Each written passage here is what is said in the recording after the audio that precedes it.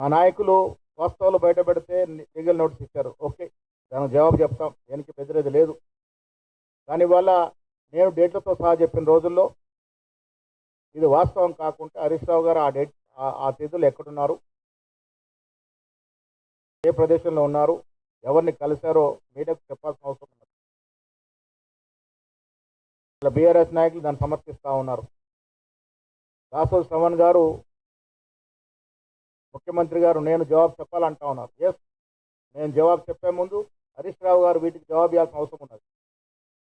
ఆ ఫలానా తేదీలో ఆయన ఎక్కడున్నారు, ఏ పూజలు చేశారు, ఏ ప్రదేశాల్లో పూజలు చేశారు, ఏ రకంగా పూజలు చేశారు, ఎందుకోసం చేశారు, ఇవన్నీ కూడా హరీష్ రావు గారు సరైన సమాధానం చెప్తే నేను ముఖ్యమంత్రి గారు చెప్తాం. ఇవాళ రాష్ట్రంలో పరిస్థితి ఒకసారి అంచనా వేసుకోవాల్సిన అవసరం ఉన్నది. శాసనసభ ఎన్నికల్లో అప్పటికి ప్రజలకు కొంత పరిపూర్ణంగా విషయాలు తెలియక 39 సీట్లు ఇచ్చారు. గౌరవమైన సీట్లు ఇచ్చారు, గౌరవమైనటువంటి సంఖ్య ఇచ్చారు. ప్రతిపక్ష హోదా వచ్చింది, కానీ ఎక్కడ కూడా ప్రతిపక్ష హోదాని సరైన మార్గంలో ప్రజల కోసం ఉపయోగించట్లే. లోక్సభ ఎన్నికల్లో మీరు ఫలానా పార్టీకి ఉద్దేశపూర్వకంగా మీ అస్త్రశస్త్రులు కొట్టి మీ వెపన్స్ అని వారికి ధారావతం చేశారు. తద్వారా మీకు ప్రజలు 2 సీట్లు ఇచ్చారు. ఇటీవల జరిగినటువంటి 2 ఉప ఎన్నికల్లో చిత్తుగా ఓడిపోయినారు. సర్పంచ్ ఎన్నికలు, మున్సిపాలిటీ ఎన్నికలు, కార్పొరేషన్ ఎన్నికల్లో కూడా ప్రజలు మీకు సరైన బుద్ధి చెప్పారు. ఇవన్నీ జరిగిన ధర్మిలా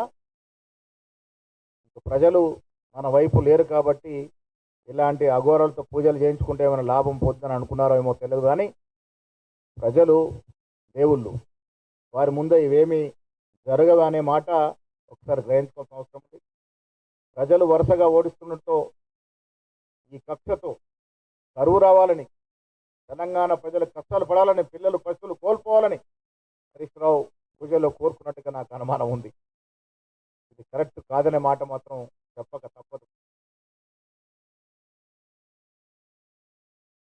అరుంధతి సినిమా చాలా మంది చూస్తుంటారు, నేను కూడా చూశాను. అరుంధతి సినిమాలో పశుపతి ఉంటాడు. ఆ పశుపతిని బంధించడానికి పూజారు నానా తంటాలు పడతారు. ఆ రకంగా హరీష్ రావు గారు వ్యవహరిస్తూ ఉన్నారు. ఆ పశుపతిని ఖతం చేసినట్టుగానే రాజకీయంగా తెలంగాణ ప్రజలు ఇలాంటి పూజలు, ఇలాంటి క్షుద్ర పూజలు, ఇలాంటి కథలు పడితే తెలంగాణ ప్రజలు ఆల్రెడీ బీఆర్ఎస్ని పాతరేశారు. చెప్పినట్టుగా ఆయన జవాబు ఈ డేట్లో ఎక్కడున్నారో ఆయన జవాబు చెప్పిన తర్వాత మేము ఇంకా ఆధారాలతో బయటకు వస్తాం. ఎందుకు భక్తి శ్రద్ధలతో చేసే పూజలు కావని మేము అంటా ఉన్నాము. లీగల్ నోటీస్ ఇచ్చారు, మేము మళ్ళీ ఇంకొంత సమాచారంతో వచ్చాము. నేను ఇప్పటికైనా ఏం చెప్తాను, హరీష్ రావు గారు ఇప్పటికైనా తప్పు ఒప్పుకొని తెలంగాణ ప్రజలు క్షమించాలని కోరాలి. లేదు యాదగిరి గుట్ట దగ్గరకు వచ్చి పొర్లు దండాలు పెట్టి ఇది నేను చేసింది ఆ రకం కాదు ఈ రకం అని చెప్పాలి. మనం కూడా యాదగిరి గుట్టను నమ్ముతాం కదా. తెలంగాణలో భక్తిభావం ఎక్కువ. కొన్ని కర్ణాటక ప్రదేశాలు, కొన్ని తమిళనాడు, కొన్ని దేవాలయాలు ఈ రకమైన పూజలకు ప్రసిద్ధి. మూఢనమ్మకాలు అని కొట్టేయచ్చు. గతంలో కూడా 50-60 సంవత్సరాల క్రితం తెలంగాణలో ఇలాంటి పూజలు ఉండేవి. మంత్రాలు తంత్రాలతో చాలా మందిని హతం చేసినట్టు సందర్భాలు ఉన్నాయి. ఊర్లలో ఎదుటివారి వినాశనం కోరే పూజలు ఉండేవి. తెలంగాణలో కొంత ఎడ్యుకేషన్ ఎక్కువైంది, ఇలాంటి పూజలకు ప్రస్తుత పలికినాం. ఇక్కడ ఆచారం లేదు. కానీ తమిళనాడులో, కర్ణాటక కొన్ని ప్రదేశాలు ఇలాంటి పూజ జరుగుతాయని ప్రచారం ఉంది. అలాంటి ప్రచారణ ఆలయాల్లో ఇవి కూడా ఉన్నాయి. పోయారనేటువంటి అనుమానం మంచిది కాదు. పాజిటివ్ థింక్స్తో ఉండాలి. మీకు ప్రజలు అధికారం ఇచ్చారు, తెలంగాణ మేమిచ్చాం. తెలంగాణ కాంగ్రెస్ పార్టీ, సోనియా గాంధీ గారు, మన్మోహన్ సింగ్ గారు ఇచ్చారు. ప్రజలు మీకు అధికారం ఇచ్చారు. తెలంగాణ మేము ఇచ్చినప్పటికీ ప్రజలు మీకు అధికారం ఇచ్చారు. 10 ఏళ్ళు ఏం వెలగబెట్టారు? 10 ఏళ్ళు మీకు అవకాశం ఇస్తే రాష్ట్రం పరిస్థితి ఏమైంది? ఇవాళ అదే ప్రజలు మీకు ప్రతిపక్షంలో కూర్చుండే అవకాశం ఇచ్చారు. సరిగ్గా నిర్వహిస్తే ప్రజలు సంతోషిస్తారు. ఇది నేను చాలా సందర్భాలు చెప్తాను. అధికారము శాశ్వతం కాదు. మేము ఇప్పుడు మంచిగా పనిచేస్తా ఉన్నాం, రెండో మారు వస్తామని ఎందుకు బలంగా మేము మా ముఖ్యం ఎందుకు చెప్తా ఉన్నాం? మేము ఇస్తున్నటువంటి సంక్షేమం, మేము ఇస్తున్నటువంటి అభివృద్ధి ఆ రకంగా ఉంది కాబట్టి మళ్ళీ వస్తామని చెప్తా ఉన్నాం. మళ్ళీ వచ్చిన తర్వాత ప్రజలు కోరుకుంటే మళ్ళీ వస్తాం, లేదంటే ఇంకొకరికి అవకాశం వస్తుంది. ఈ దేశంలో అధికారం ఎవరికి శాస్త్రం కాదు. ఇలా మోడీ భ్రమలుగా అంటా ఉన్నాడు. శాస్త్రం ఏమిటి? ఇవాళ ప్రజలు మంకింపూర్లో ఇచ్చినట్టు తీర్పు ఏంటి? ఎవరికి శాస్త్రం కాదు. ఈ దేశానికి ప్రజాస్వామ్యం శాస్త్రం, రాజ్యాంగమే శాస్త్రం.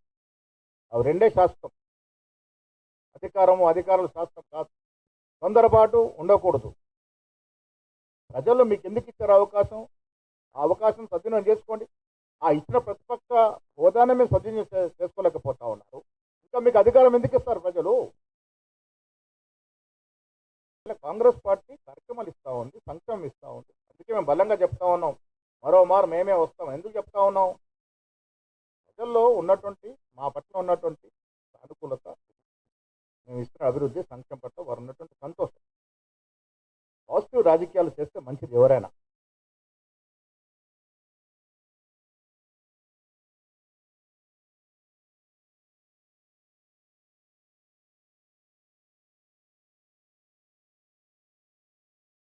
అందుకే నేను ఎందుకు చెప్తా ఉన్నానంటే, ఈ రాష్ట్రంలో 70 ఏళ్ళు 80 ఏళ్ల క్రితం ఒక్కసారి తిరిగి రాసుకుంటే ఇలాంటి ప్రాక్టీస్ ఉండేది. కాలక్రమేణా ఎడ్యుకేషన్ పెరిగి, సైన్స్ పెరిగి దూరమైనవి. అది వారికి తెలియదేమో. అందుకే ఇలాంటి ప్రయత్నాలు చేస్తూ ఉన్నారు.